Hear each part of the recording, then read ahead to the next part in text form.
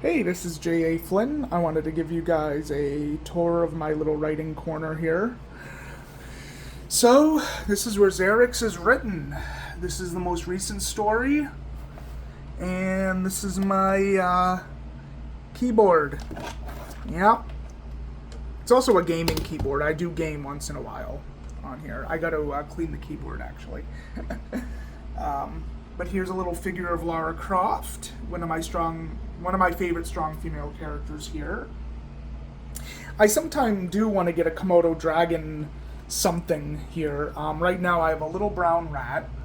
I love rats. They're among my favorite animals. Over here I have some CDs. I'm also obsessed with Y2K culture. And then in this drawer, my cousin gave me this book, which I really should flip through. I don't typically read books about writing, but might be fun to look through. And this is my coffee maker. So I am an author who is obsessed with coffee. I'm always drinking coffee when I'm writing Xerix. Although unlike Xerix, I do not drink all black coffee. And very close to my little writing area is the novels that inspire me. So I like to look over them. Sometimes I flip through them. Going through my books, of course, this is Conan the Cimmerian, Robert E. Howard, my favorite writer of all time. As if I don't say that enough when I write my About the Author sections. I have Bryce O'Connor here, Child of the Daystar. His series is about a giant anthropomorphic dragon, and they're really cool. I got George R.R. Martin, Knight of the Seven Kingdoms, which is my favorite book that he wrote. Much better than Game of Thrones. I'm not really big on totally epic fantasy, so I felt these were really nice contained stories with really nice prose. This is a Solomon Kane pastiche by Sean Hamill, which I still have to read, but it looks really nice on the shelf. This collection of science and fantasy, one of my favorite Robert E. Howard stories is in this, called Almuric, so I like to have that close by. Over here we have some kick-ass women. Girl with the Dragon Tattoo by Stieg Larsson. We have The Informationist by Taylor Stevens. The Perfect Girlfriend, which she's not really kick-ass, but she is a stalker. I love stalker stories. And this is Live Alone by Barry Eisler, a very underrated, badass female character. Over here we have some animal fiction. We have Wrath, which is the story of a rat. Renard the Fox, which I still have to read. I read one of the translations, but I have yet to read this one.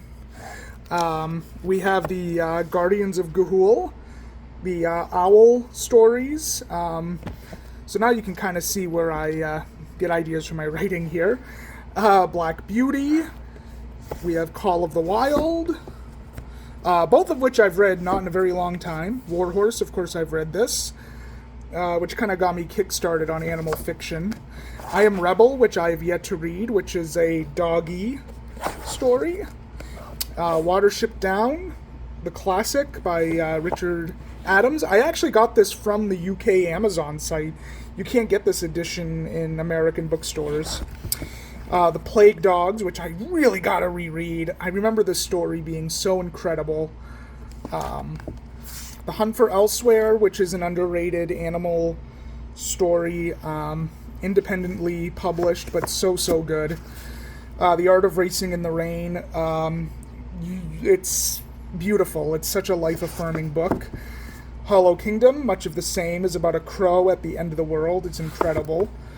Hellhound, which is about a pet dog who is also a sociopath, kind of a leaner Cujo. And over here we have Rocket Raccoon. I'm currently reading one of the Guardians books, but Rocket, I keep him in my back pocket. He's one of my favorite anthropomorphic characters of all time.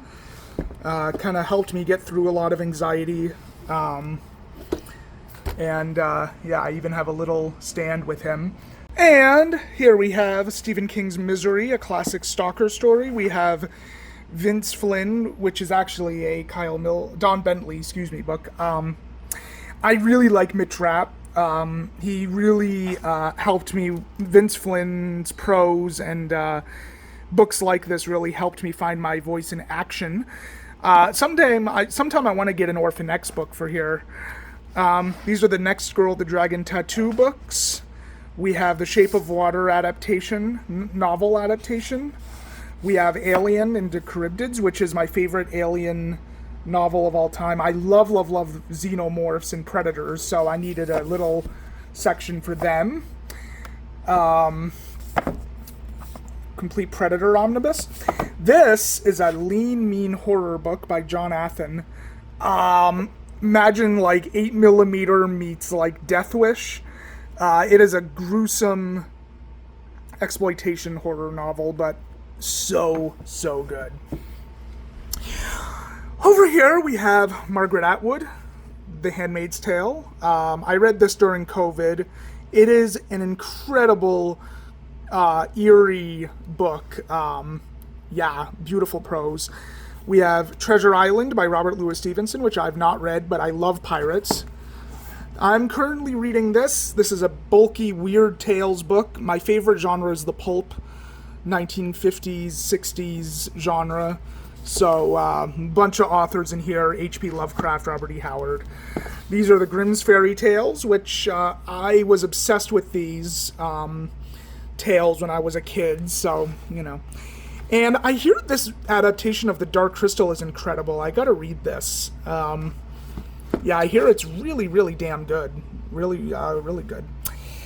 And down here, we have some more sword and sorcery. We have The Grey Bastards, which is an awesome book about half-orcs. Imagine Sons of Anarchy with orcs. That's really the premise. We have another Conan novel, one of my favorites, by S.M. Sterling. We have a few graphic novels here. We have The Cimmerian. Yeah, am I a Conan fan or what? Animal Pound, which I did start reading, which I gotta start rereading again. It's been so long. But really beautiful artwork in this. Gargoyles, probably my favorite TV show of all time. I'm not gonna collect all the Gargoyles graphic novels, but I thought I should have one. Fritz the Cat, classic anthropomorphic fiction by Robert Crumb, of course. We have The Savage Sword of Conan, which I've read part of. Really cool. We have Red Sonja Consumed, which is such a good book. It's a lot more like psychological than you might think. It's not like all blood and gore and action. I mean, don't get me wrong, that happens, but Gail Simone, man, good author. And these three books are by a YouTuber I used to really like, Axiom's End. The only reason why I picked these up is because they include my favorite themes, which is Y2K culture and aliens. I gotta read these three books. And in here, we have my writing.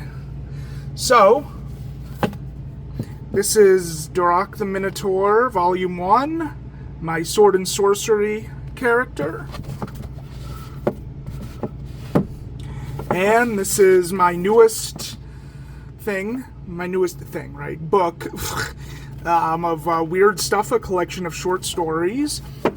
I've actually published more in paperback, but they're since out of print. We have some odds and ends here. I met the author of Werewolves Run by Jason Parent. It's a horror book. We have this odd kind of sword and sorcery book, Dragons and Wolves. I don't remember where I got this. But way back here, The God Delusion, which I no longer agree with. I'm no longer an atheist. But there's some books in there. Trailer Trash, Seeing Evil, George R. R. Martin's Fire and Blood. Not Bad for a Human, which is Lance Henriksen's biography. Who I met, super cool guy. Collateral Redemption is a family, these are more kind of family books. Naked in the Road is by my uncle, who is a Canadian author. And we got a Weird Tales kind of book here. I met the author of this. Tarzan Conqueror of Mars, which looks pretty fun. And I got more books here. I don't know why these books are over here and not, but yeah, The Executioner, Mac Bolan, kind of 90s action stuff. My Kindle, this is the Guardians book that I'm currently reading, Guardians of the Galaxy, Annihilation Conquest. Really, really good book so far, actually.